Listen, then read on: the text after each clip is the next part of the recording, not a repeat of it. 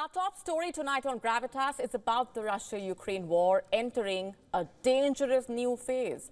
Amid the impending talks between the US President Donald Trump and the Russian President Vladimir Putin, Russian forces are pressing forward on multiple fronts while Ukrainian defenses are being tested like never before, both in the air by Russian drones and on the ground by the Russian troops. And the stakes have never been higher. In fact, just earlier today, a Russian drone struck a multi-story apartment building in the northeastern Ukrainian city of Sumy. The impact was devastating, to say the least. The local governor, in fact, saying 4 people lost their lives, 9 others were injured, including a child. Ukrainian emergency teams rushed to the scene, pulling survivors from the rubble and recovering the dead. But Sumy was not the only target. Overnight, Russia launched a massive drone assault on Ukraine, sending 81 drones into the skies. Ukraine claims they managed to intercept 37 of them, while 39 failed to hit their targets. Despite Ukraine's efforts to shoot down the attack, homes and businesses across the country reportedly suffered significant damage. On social media, Zelensky condemned the strikes in Sumy, calling them yet another terrible Russian crime, quote-unquote, urging the world to maintain pressure on Moscow. But as the war drags on, international support for Ukraine is being tested. Military aid is slowing down. Ammunition stockpiles are running low. And Ukrainian forces are reportedly in a more defensive stance. And that shift on the battlefield, you see, is becoming clear.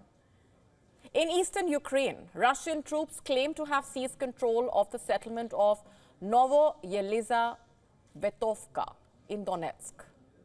Moscow's defense ministry says Russian servicemen raised their flag over the town and launched multiple attacks on Ukrainian positions. At the same time, Ukraine says its forces repelled several Russian assaults in the Kursk region, where more than 90 battles reportedly took place over the past 24 hours. Ukraine's military says it struck key Russian targets, including ammunition depots, oil refineries, and a missile storage facility. The strikes reportedly caused an oil leak and fire at the Andreypol oil pumping station, while explosions were reported at the missile storage facility in Russia's Tver region. Social media footage showing Russia's Kostovo plant burning after debris from a Ukrainian drone sparked a fire overnight. In Russia's Belgorod region, a Ukrainian drone attack reportedly struck a residential home, killing a woman and her 2-year-old child. 2 others were wounded in the blast. Russia's defense ministry claims its air defenses intercepted 104 Ukrainian drones overnight, 104, and the missile exchanges are not letting up. Russia reportedly launched an Iskander-M ballistic missile overnight. Meanwhile, Ukraine's Odessa region, home to key port infrastructure, came under fresh Russian attack, with buildings reportedly damaged in the strikes. Meanwhile, local Russian reports stated that Russian forces have gained control over most of Chasi Yar, a key eastern Ukrainian stronghold. While Kiev or Moscow have not officially confirmed this, Russian media claims Ukrainian troops have retreated to the outskirts of the city. If true, this could mark a major turning point in the war.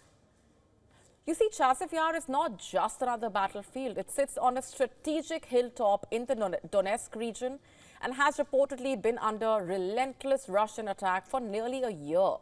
As per reports, Ukrainian defenders, once firmly entrenched, are now struggling to hold their ground. Manpower shortages and dwindling Western military support are taking their toll, allowing the Russian forces to tighten their grip.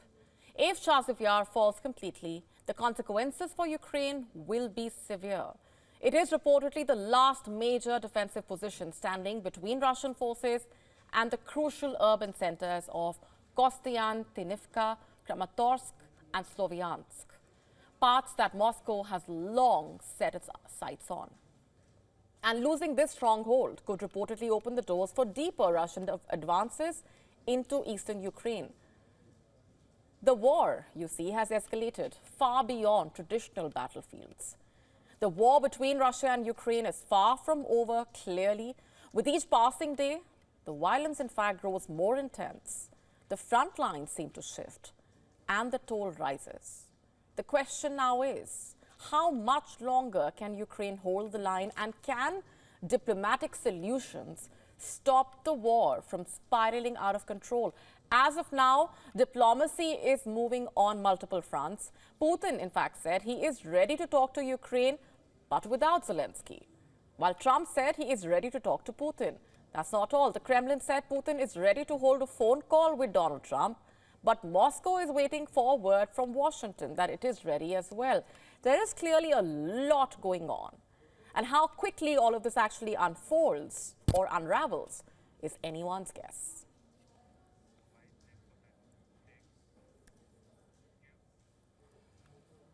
Shifting focus, our next story is about the massive mystery behind the Washington plane crash. You must have come across those visuals. Rescue and diving teams worked through the night in the Potomac River in Washington, D.C. at the site of Wednesday's deadly collision of a passenger jet and a military chopper. 28 dead bodies were pulled out. Officials saying hopes of finding survivors in the freezing water. To stay up to speed with the latest news, download the WION app and subscribe to our YouTube channel.